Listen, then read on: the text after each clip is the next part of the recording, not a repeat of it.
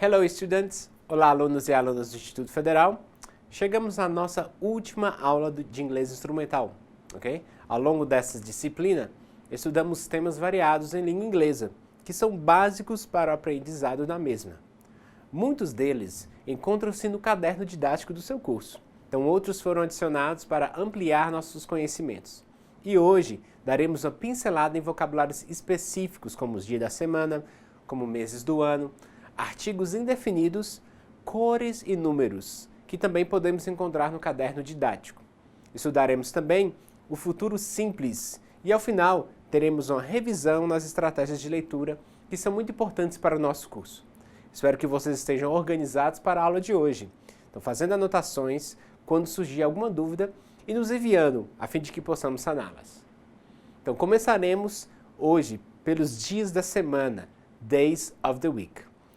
Os nomes dos 7 dias da semana, em vários idiomas, incluindo o inglês, são derivados de sua existência após os planetas, ok? Clássicos da astrologia helenística.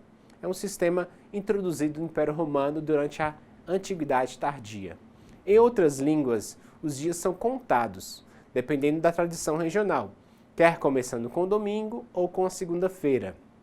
Na norma internacional ISO 8601, segunda é tratado como o primeiro dia da semana.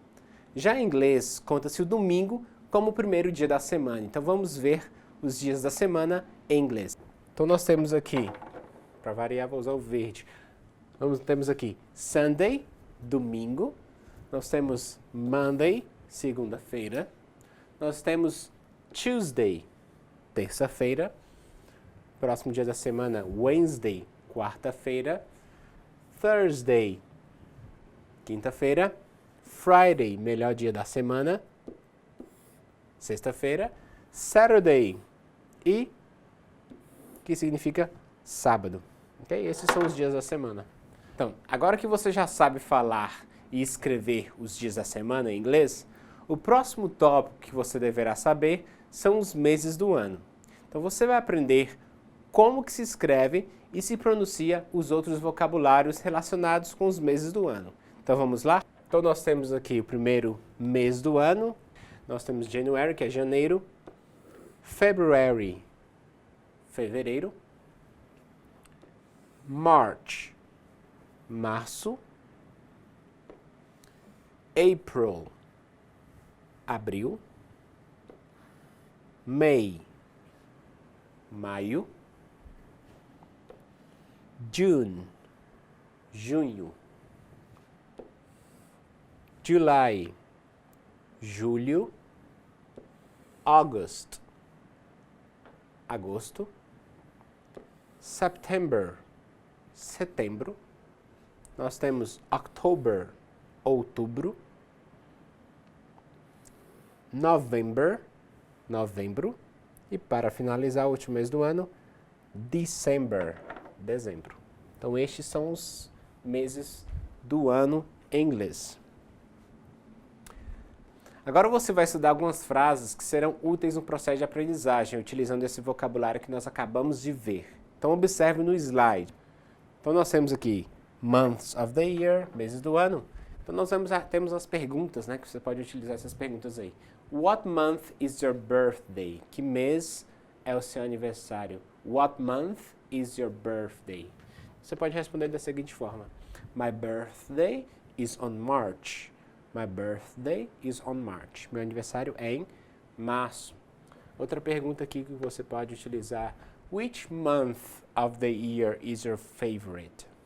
Which month of the year is your favorite? Qual mês do ano é o seu favorito? E você pode responder da seguinte forma. My favorite month is January. My favorite month is January. Meu mês predileto é janeiro. Próxima pergunta. Do you like December? Why? Do you like December? Why? Você gosta do mês de dezembro? Por quê? E você pode responder da seguinte forma. Yes, I do. I like this month because I love Christmas time. Yes, I do. I like this month because I love Christmas time. Sim, eu gosto. Eu gosto deste mês porque eu amo a época de Natal. Bem, pessoal, essa parte foi muito fácil, não é mesmo? E agora vamos ficar atentos em outro tópico de nossos estudos, o uso dos artigos indefinidos a ou an. Os substantivos contáveis no singular sempre são acompanhados de a ou an, que são os artigos indefinidos. Tanto a quanto an significam a mesma coisa, que é um ou uma. Então vejamos quando usar um ou outro. Então nós temos aqui a plus mais consoante. Então nós temos um exemplo aqui. I have a map with me. I have a map with me. Eu tenho um mapa comigo.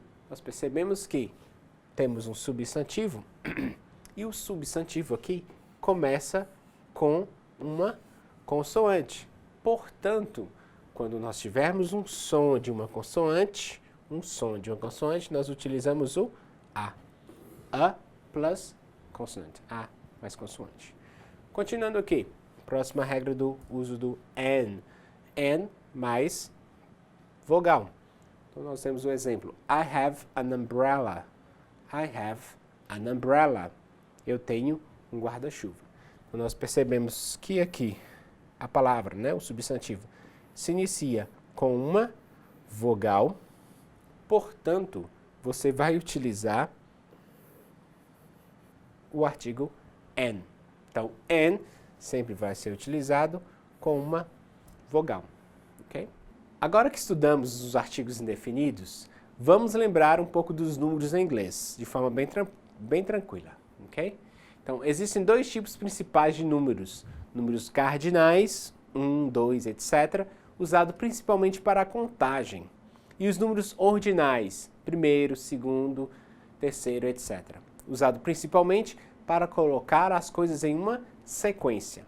Então, números cardinais são normalmente utilizados para você, primeiro, contar coisas, né? Por exemplo, eu tenho 2 irmãos, há 31 dias no mês de janeiro. Falar a sua idade, eu tenho 27 anos de idade, ou minha irmã tem 32 anos de idade. Também pode ser usado para dar o seu número de telefone. Exemplo, o número de telefone do Corpo de Bombeiros é 193. Pode também, os cardinais podem ser utilizados para falar sobre anos. Ela nasceu em 1975, ou a América foi descoberta em 1492. E já em inglês, nós dividimos o ano, quando eu falei o ano, em duas partes. Então, ao invés de falarmos 1999, falamos em duplas, 19 e 99. Então, 1999. Então, essa é a forma para o ano 1999. Para o ano de 2000 em diante, dizemos 2000 ou 2000. Ou 2001, 2001. Ou 2002, 2002. Ok? Então, vamos aprender então os números cardinais. Nós temos aqui os números cardinais. Nós temos até o 10 é 0, 1, 2, 3, 4, 5, 6, 7, 8, 9, 10, como vocês podem ver no livro didático. Até aí tudo bem. Depois do 10, do 10, nós complicamos um pouquinho, porque do 11 até o 19 fica um pouquinho diferente, tá bom? Então nós temos que realmente memorizar essas partes aí com uma diferença, tá bom? Vamos perceber isso aqui, ó. Então vamos lá. 11, 12, né? Aqui são diferente do restante do 13 ao 19, que vocês vão perceber uma coisa semelhante, que é o 13, 14, 15, 16, 17, 18 e 19. Então percebam que do 13 ao 19 eu tenho teen no final, ok? Vocês vão colocar o teen no final. Eu só vou fazer uma correção aqui. No 15, tem um i aqui, né? Porém, está incorreto. A grafia correta é F-I-F-T-E-E-N. N. Então a grafia aqui está incorreta, não tem o I depois do segundo F. Okay? Até aí tudo bem, do 3 ao 19 vocês memorizam, colocam o teen, só cuidado com a grafia de algumas palavras, ó, 13, 4 permanece com 4, e por aí vai, 9, 19, ok? De aí em diante nós temos 20, 21, 22, 23, aqui é apenas um T, não tem esse T aqui, tá bom? 24, 25, 26, 27, 28, 29. Então, do 20 até o 90, você pode acrescentar, né, essas sequências de números. 1, 2, 3, 4, 5, 6, 7, 8, 9. Então, nós temos aí 30, aí você falaria 31, 32, 33 e assim por diante. Até chegar no 40, que continua a mesma sequência, 40.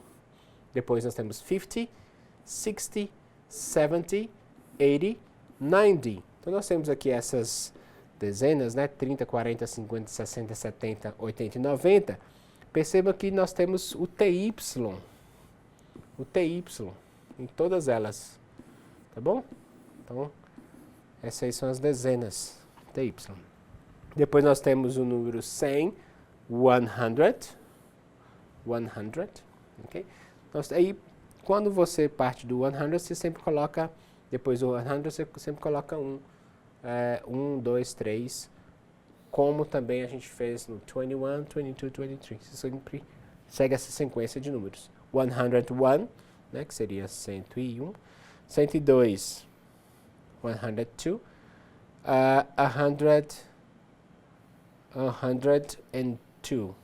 Ok? 1000, que seria 1000. Ok? Então nós temos aí 1000. Então esses são os números resumidamente. Então, agora nós falaremos dos números ordinais, ok? Normalmente pode criar números ordinais adicionando-se TH ao fim de um número cardinal. Então os números ordinais são normalmente utilizados quando você, primeiro, quer citar uma data específica. Por exemplo, meu aniversário é no dia 27 de janeiro. Também pode ser usado para colocar as coisas em uma sequência ou ordem. Por exemplo, Liverpool ficou em segundo lugar na Liga de Futebol no ano passado. E também podemos dizer o andar de um edifício. Por exemplo, seu escritório fica no 10º andar. Então vamos aprender como se fala os números ordinais. Nós temos aqui o primeiro, né? The first. Perceba como a grafia dos 3 primeiros números, tá bom? É um pouquinho diferente dos outros. Second.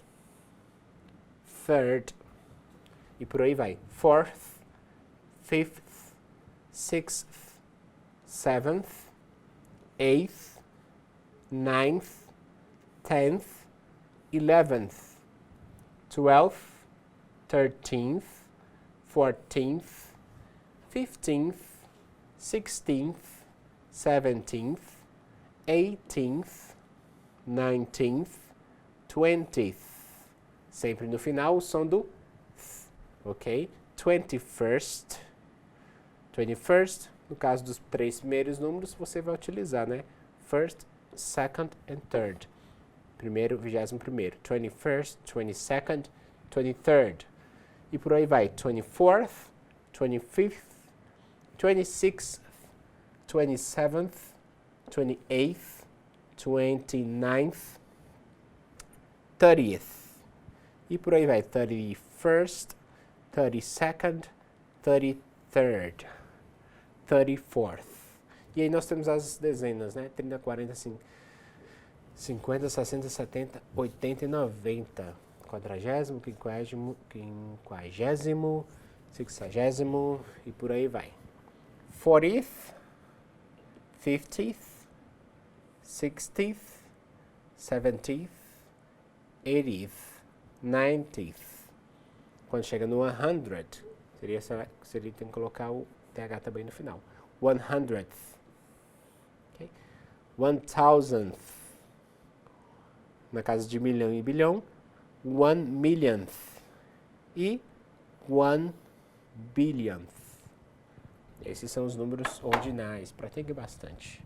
Então, daremos uma pausa em relação aos números agora. E para aprimorar mais nosso vocabulário de língua inglesa, aprenderemos as cores e as ordens que algumas palavras são utilizadas nas frases com elas. Então vamos observar.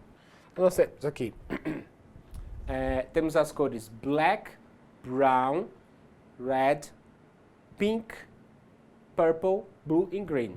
Então há 3 maneiras que você pode usar uma cor em uma frase para descrever algo. Primeiro, verbo to be mais cor.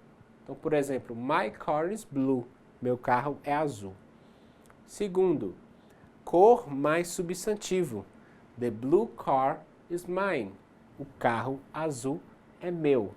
O carro azul é meu. E o terceiro, a cor é o substantivo. Blue is the color of my car. Azul é a cor do meu carro. Então, esses 3 exemplos de uso da cor aí. Então, pessoal, agora estudaremos na parte gramatical o futuro simples com o auxiliar will. Em inglês, há 2 formas de conjugar o verbo. Uma forma mais enfática e uma maneira mais informal. Antes de iniciar a conjugação do tempo futuro em inglês, vamos pensar sobre a conjugação desse mesmo tempo no português. Então vamos ver aqui como ele ocorre no português. Então nós temos o futuro simples, que é o simple future em inglês, will, e vamos comparar a seguinte frase. Ó, nós temos viajarei amanhã ou eu vou viajar amanhã. Ok? No português ocorre dessa seguinte forma. Em português, falar viajarei parece mais formal e enfático, não é mesmo? E falar vou viajar parece mais informal. Em inglês, o tempo futuro funciona da mesma maneira. Porém, nessa aula, aprenderemos a maneira mais formal na afirmativa, negativa e interrogativa, usando o auxiliar will. Vamos ver no exemplo. Nós temos aqui futuro simples com will. Nós temos o exemplo, Maria will see a new film next week. Então, Maria verá um filme na próxima semana. Observe que na forma auxiliar, na forma afirmativa auxiliar, também aparece junto ao verbo. Nós temos o verbo principal e nós temos o auxiliar, verbo auxiliar will, né? Will, indicando o futuro. Indicando o futuro. Então, lembram que quando estudamos as frases no presente simples e passado simples com os auxiliares do e does no presente e o auxiliar did no passado, falamos que esses auxiliares não apareciam nas frases afirmativas. Lembram? Então, aqui no futuro temos o auxiliar will e ele aparece nas frases afirmativas, coisa que não acontece com os auxiliares do, does e did. Então agora eu quero mostrar como funciona o futuro simples no inglês. Então vamos ver. Veja que expressar o tempo futuro em inglês é muito simples. Nós temos a afirmativa, né? É o sujeito mais will mais o verbo. Na negativa é o sujeito mais will mais not, que ficará aqui, ó. Want, isso aqui é will, not, tá bom? E na interrogativa, onde você inverte o sujeito com will, vai ficar will mais sujeito mais verbo. Até aqui está bastante simples e claro, não é mesmo? A seguir, vamos estudar algumas expressões que usamos com o tempo futuro. Ok? Vamos lá. Então, nós temos aqui complementos para formar frases no tempo futuro. Então, nós temos aqui tomorrow. Tomorrow, que significa amanhã. Tomorrow. Continuando, the day after tomorrow. O dia depois de amanhã, que é depois de amanhã, tá bom? The day after tomorrow, depois de amanhã. Próxima expressão, next week.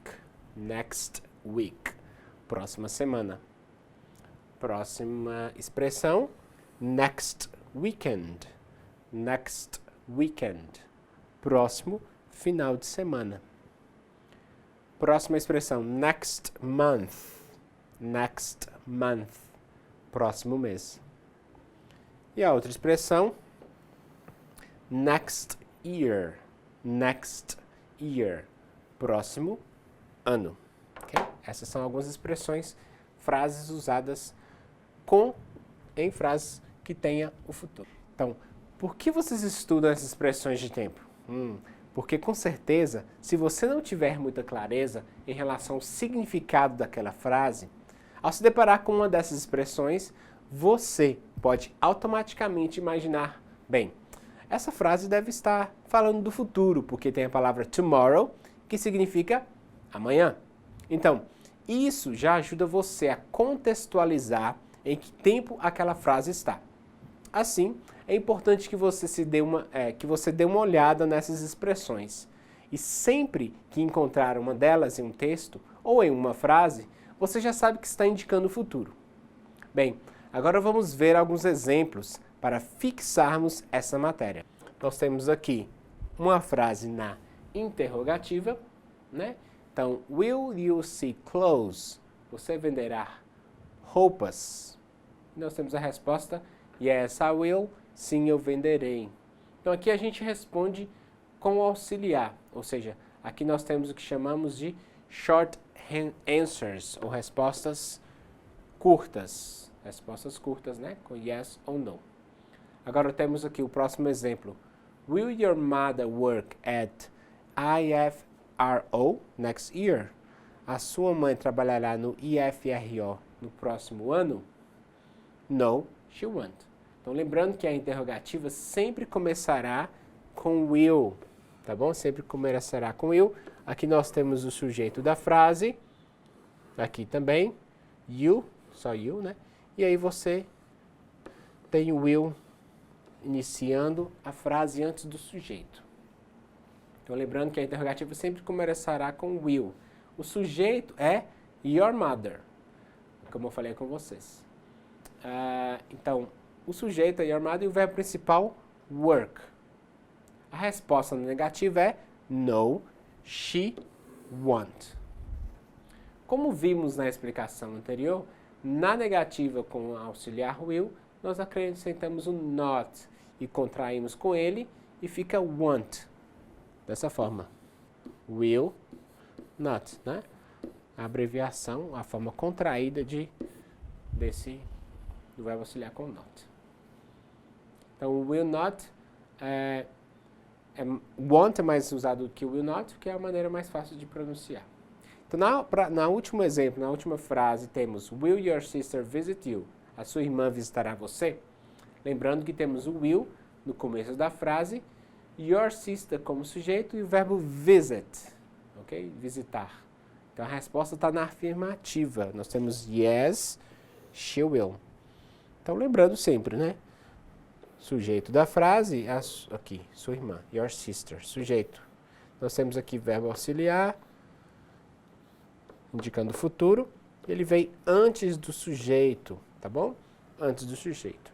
Às vezes ele vai vir entre um sujeito e um pronome interrogativo, uma WH, com um WH, why or who, ok? Mas ele sempre, o will sempre vai vir antes do sujeito da frase. Para finalizar nosso último tópico da aula de hoje, faremos um resumo das estratégias de leitura. Então vocês devem estar se lembrando que o foco da nossa primeira aula foi as estratégias de leitura. Então são dicas que dei para vocês para facilitar a leitura de textos em língua estrangeira e, no nosso caso, em língua inglesa. Toda vez que você tiver contato com a língua inglesa, você vai associar aquilo que você já conhece sobre o assunto. Nós chamamos isso de conhecimento prévio. Então, ao se deparar com um texto, ao invés de ir traduzindo todas as palavras, tente dar aquela lida geral e pensar o que você já sabe sobre aquele tema, aquele assunto. O que você já leu anteriormente sobre esse assunto também. Qual é o conhecimento que você tem sobre esse assunto, antes de tentar traduzir ou responder todas as questões. Outra estratégia de leitura foi o uso do layout, e fazem parte dessa estratégia marcas tipográficas, títulos, ou seja, a leitura visual.